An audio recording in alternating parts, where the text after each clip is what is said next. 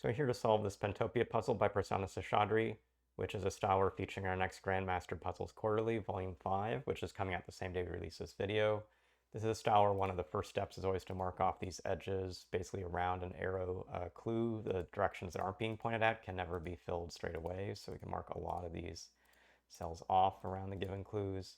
And then the first thing you often come back to is seeing where are you now, like marking off cells. So in this case, we have an arrow that's going in the top direction, but it has to be at least 3 away. That means going to the left, we have to be at least 3 away. And in the non-pointed out direction, we have to shade off the first 3 cells. Same thing's true over here. If the first cell I can shade is 3 away, I can't shade here or here. And the first place I think we make progress in this puzzle is to see that this left-right clue now only has one option to the right of a cell that can be shaded, so these get marked in.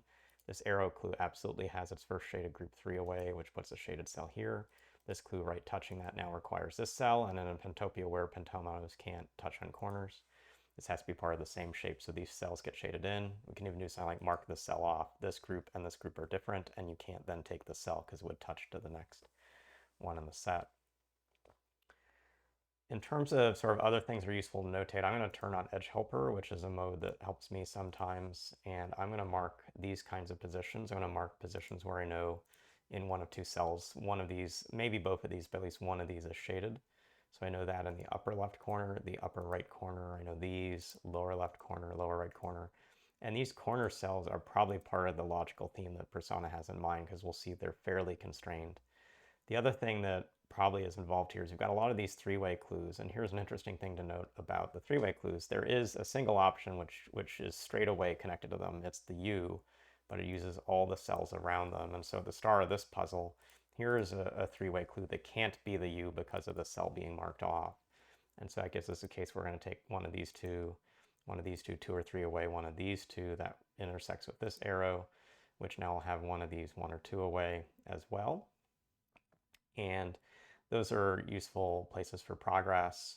I think the key thing that I'm starting to see is actually now down around this lower arrow, this 3-way in the center here.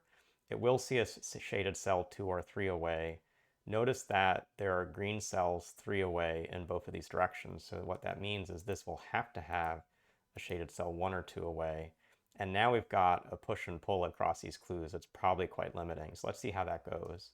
Here's one way it goes. Let's say this were the U. That forces this to also immediately be a U because we have to make this X clue work. A different way to think about that is that the only other option for this clue is shading 2 away in all directions. And in shading 2 away, it must be the W clue. So we could have always started by marking a cell like this as being shaded, or we can do, I guess, the same over here in this corner. This is being shaded. But we actually know now, because it can't be the U, this must be the W. So let's mark the W in, marks these off. With this cell shaded, we can't take the U here, so these get marked off. This gets marked in, this gets marked in. We don't want a W down here. And so we've actually taken the W and the V. Those are the 2 easy ways to actually have a 2 off of a 3x3 clue work. So we're going to have some constraints up here as we get to it, I'm pretty sure. So let's sort of see how that goes after we make a little more progress down in the bottom.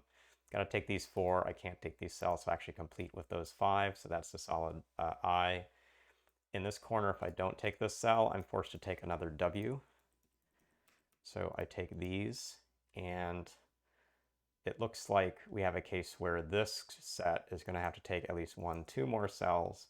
And notice if it doesn't take in this row, it forms a V. V is already in the grid, so this has to take at least 1 or 2 of those cells, but that means it has a blocker from the bottom pentomino. This now is forced to take only the remaining cells in the lower 2 rows and make a P. So this is a great headway in the bottom. The thing that we noticed about not having a W in the bottom is actually the logic I'm going to come back to here. So if this is 2 apart, these will have to be growing in. And the question is, can we have these connect? The answer is no. And so there is an implicit kind of constraint up here that with W and V not allowed, these have to dodge, and in dodging, they force now an I to form, which has a whole set of problems around it. First, it breaks down for this clue. There's also already an I in the grid. And so having spent these key shapes that are 2 apart from a 3-way junction, this is, at this moment, forced to be the U that is just 1 away from that 3-way junction. And so we put that into the grid. Now notice in this top center clue, we've got a cell 3 away, but that doesn't work for this side, so we have to put a closer set in. There's no cell that's right off this arrow, so this keeps coming down. These have to dodge. This keeps coming but doesn't want to form the I, so it completes an L. That puts in this cell but marks off this cell, puts in this cell. We need to take something 2 away in this direction, 2 away in this direction. Same logic as before. If it is 2 away, it's going to be forming something like a W or V shape, so that's no good. So this will take the close set, and that looks like that's fulfilling these clues just fine. This arrow here is saying the cell isn't usable, so we'll mark that off. And this 3-way junction with 1, 2 away says we do take this cell, do take that cell, that completes this, so we have an N up top. These clues will fulfill, this is fulfilled. If I took this cell down here, I'd make another N, so I can mark that off. Let's actually look at what are the shapes I can be making. Well, I've got a diagonal cell here, so this gets canceled. If I don't take this cell, I make a W, so I must take this cell. I have an F or a Z. I'm not taking this cell to make a P. I'm not taking this cell to make another W, so this is also forced now here. This one has to be an F, and if that's an F, this isn't an F, this is a Z. So I'm not taking these cells because that would make a Z over here. If I took this cell, that's going to force an N, which I have, an F, which I have, or a P, which I have into the grid, so this is not usable. If I take this cell, I'm going to form another F, so that's not usable. So this looks like this is an X or a T. We don't want to make an F, so I can't use this cell, and we also don't want to make a P, so I take these, so this is forming a good Y. And now we're left with basically the unknown here, which was an X or T. This upper right is going to be an X or T. And what we need is one version that has either these 2 cells filled or these 2 cells filled. This is not a T shape or an X shape. This, though, is an X shape. So I mark this in, mark this off, put in the F, complete with the T, and we're through this puzzle. So a good Saturday workout. For sure, it's helpful. In this case, we use all of the pentominoes, not always the case in a Pentopia.